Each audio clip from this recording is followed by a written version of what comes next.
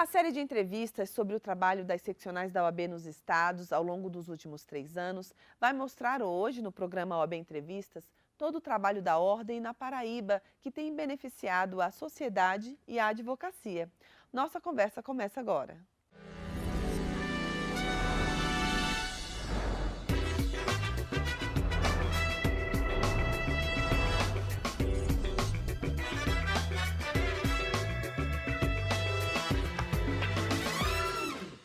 A defesa das prerrogativas da advocacia e a valorização da classe garantem o exercício pleno da cidadania. Por isso, a OAB trabalha para garantir que isso aconteça. No estado da Paraíba, as prerrogativas são alvo de diversas ações. Para conversar sobre esse assunto hoje, nós estamos recebendo o presidente da OAB da Paraíba, Dr. Paulo Maia, no programa OAB Entrevistas. Dr. Paulo, seja bem-vindo ao OAB Entrevistas. Obrigado, Ana. É um prazer nosso estar aqui. Que bom. Doutor Paulo, no site da OAB da Paraíba existe um arquivo onde o advogado ou advogada ele pode baixar um arquivo que se chama Auto de Violação de Prerrogativas. Ele tem o objetivo de identificar e documentar a violação por meio de um formulário. A ideia é mapear essas violações das prerrogativas dos advogados no estado da Paraíba. Essas informações, elas podem direcionar ações em defesa das prerrogativas? Elas têm essa finalidade, Ana. A ideia do auto e violação das prerrogativas, a primeira é permitir uma melhor definição do espectro da violação de prerrogativas tal qual ela ocorreu. A partir daí, poder possibilitar uma ação mais efetiva da Comissão de Prerrogativas no combate à violação delas, eventualmente servir como peça de suporte para o processo de desagravo que tramita dentro da seccional e deságua no conselho que aprovará ou não o pedido de desagravo, onde é feito o desagravo público e, em última circunstância, possibilitar que o Conselho Federal tenha um quadro definitivo, um quadro que defina, que possa servir de orientação e de subsídio para um mapa de violação de prerrogativas em todo o território nacional. Um suporte bem importante. Um suporte fundamental e importante. Esse auto de violação de prerrogativas foi um instrumento que se concebeu dentro dos encontros de prerrogativas que o Conselho Federal promove com as várias seccionais. Muitas delas estão usando hoje exatamente para possibilitar um combate mais efetivo à violação de prerrogativas. É um instrumento por demais eficaz.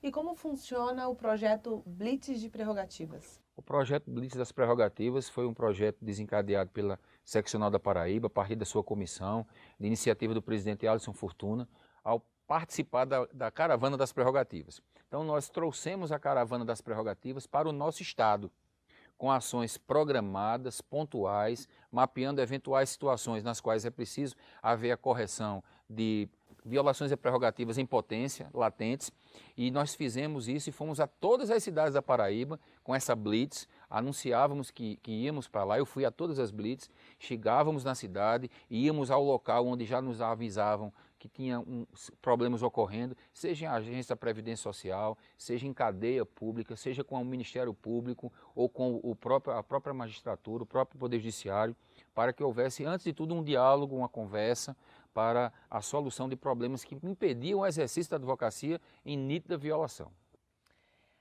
O senhor falou aí da questão do auto de violação, que ele poderia ser um suporte para a questão dos desagravos. Quantos desagravos foram realizados no estado durante essa gestão? Bem, por um lado é bom, só teve 4 desagravos. Por outro lado é ruim, porque ninguém quer fazer um processo de desagravo. Um processo de desagravo é realmente a última ação que uma seccional faz, que a OAB faz, para reprimir um ato manifestamente abusivo, arbitrário e violador de prerrogativas. Porém, tem uma função por demais pedagógica.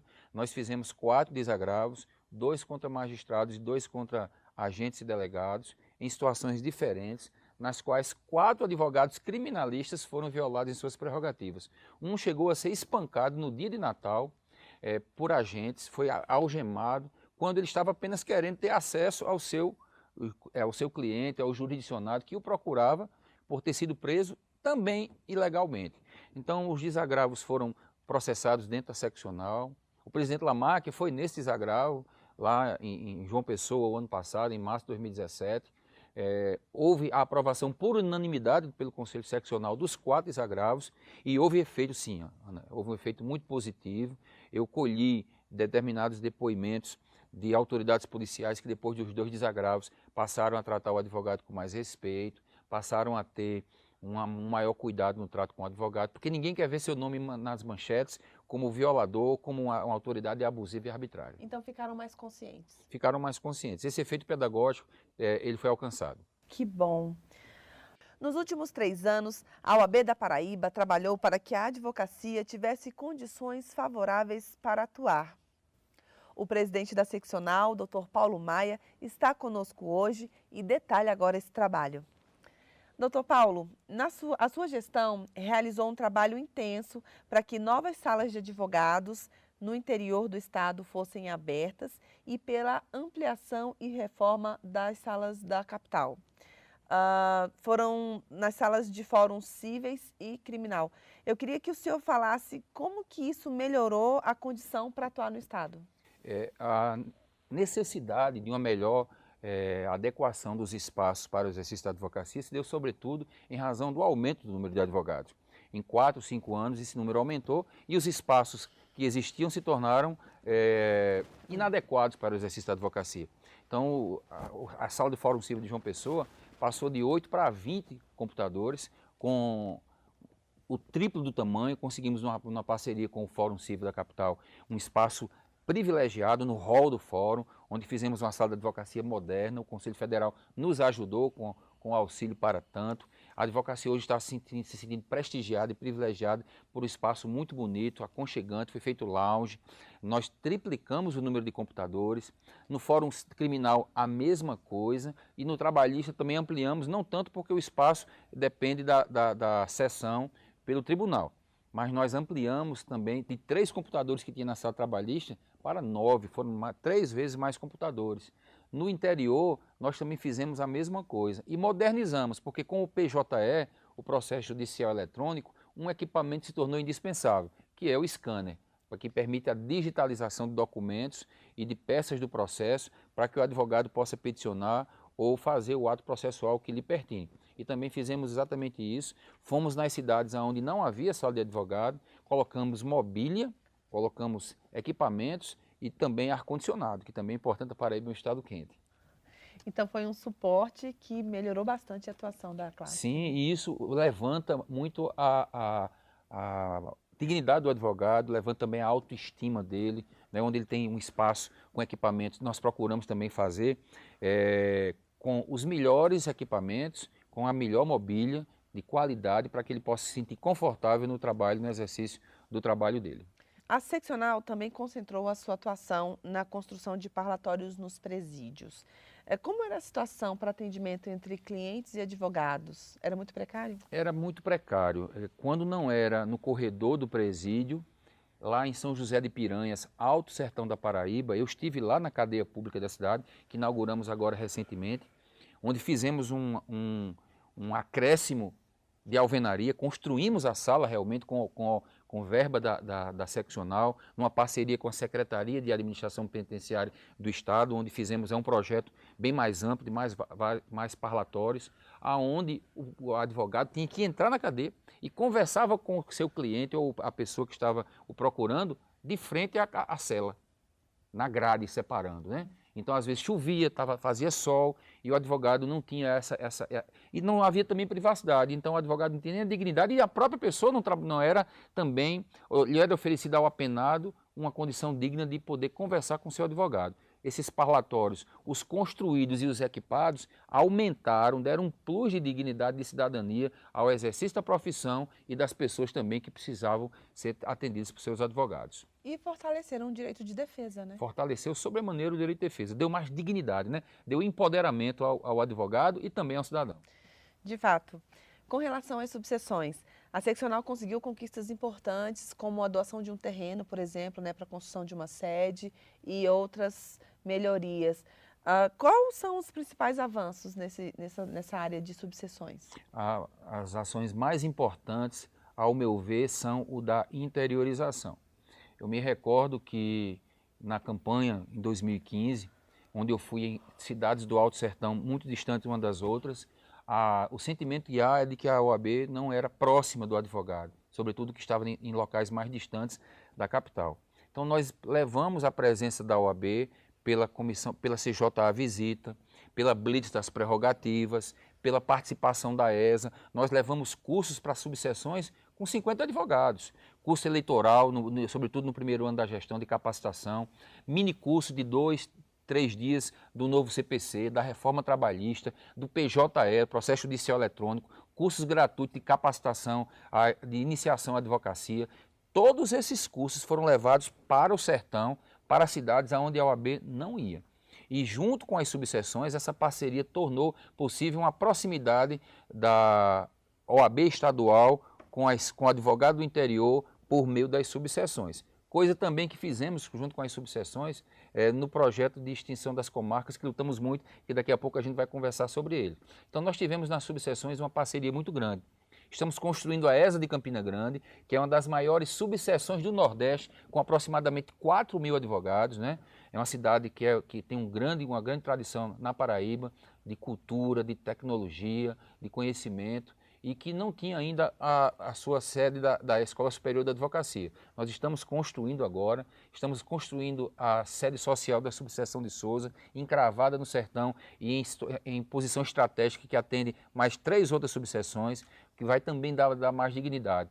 Ou seja, o advogado do interior agora se sente lembrado e prestigiado pela OAB.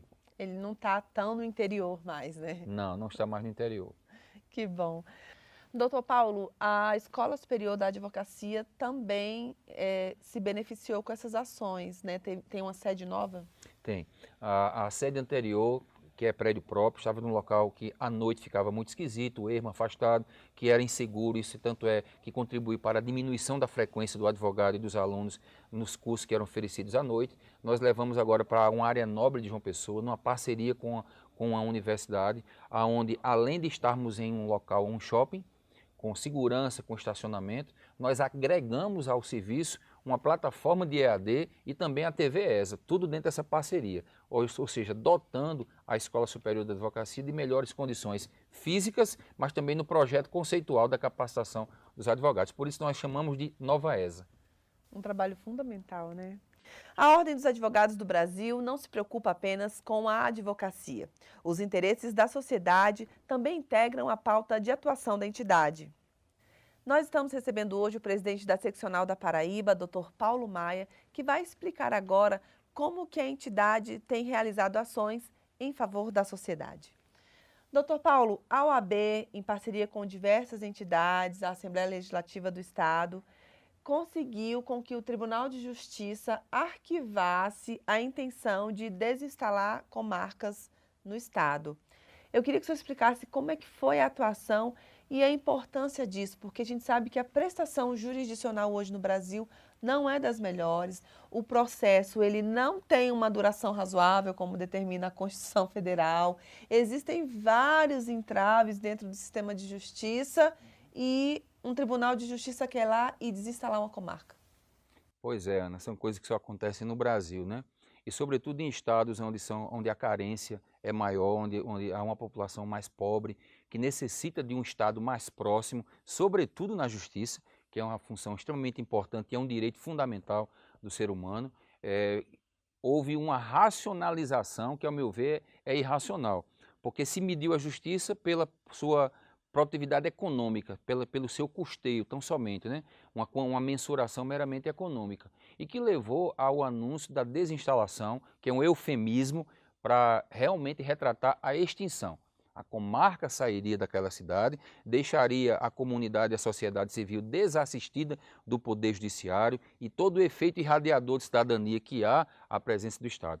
A OAB da Paraíba foi mais uma das entidades que lutaram contra a desinstalação das comarcas, mas ela foi procurada por todas, dada a credibilidade que ela tem no tecido social, por uma entidade defensora da cidadania, dos direitos e da própria sociedade do Estado Democrático de Direito. Então foi uma luta incessante, nós fizemos uma carta de todas as subseções, apoiando a luta da OAB, se dizendo contra a desinstalação de comarcas, a Assembleia Legislativa, a Associação dos Servidores do Tribunal de Justiça, todos nós juntos, também com as câmaras municipais, as prefeituras das cidades, nós fizemos na OAB uma audiência pública onde houve um grande comparecimento da sociedade civil, da FAMUP, dos prefeitos, dos presidentes de Câmara, dos delegados, dos deputados, todos apoiando.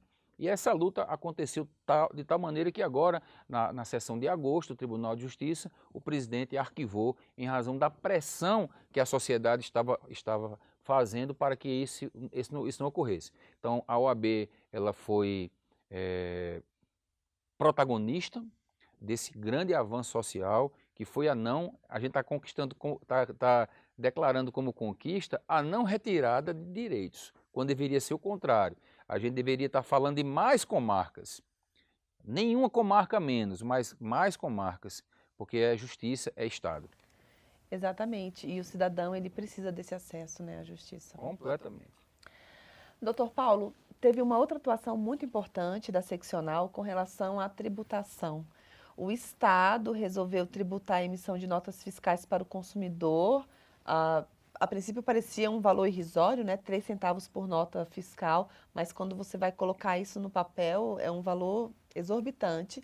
E também trabalhou na elaboração de um código de direitos do contribuinte. Como que foi isso?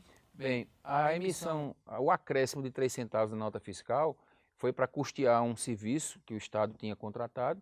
A nossa Comissão de Estudos de Direito Tributário, que é composta por advogados, professores de Direito Tributário, fez o estudo, viu a inconstitucionalidade dessa medida, propôs, o Conselho aprovou, entramos com ação direta de inconstitucionalidade, com pedido liminar, que não houve ainda apreciação quanto a esse aspecto, mas aí a partir da ADI da OAB, as associações comerciais e as outras entidades defensoras do consumidor se acoplaram à nossa ADI para somar forças nessa ação abusiva do Estado da Paraíba.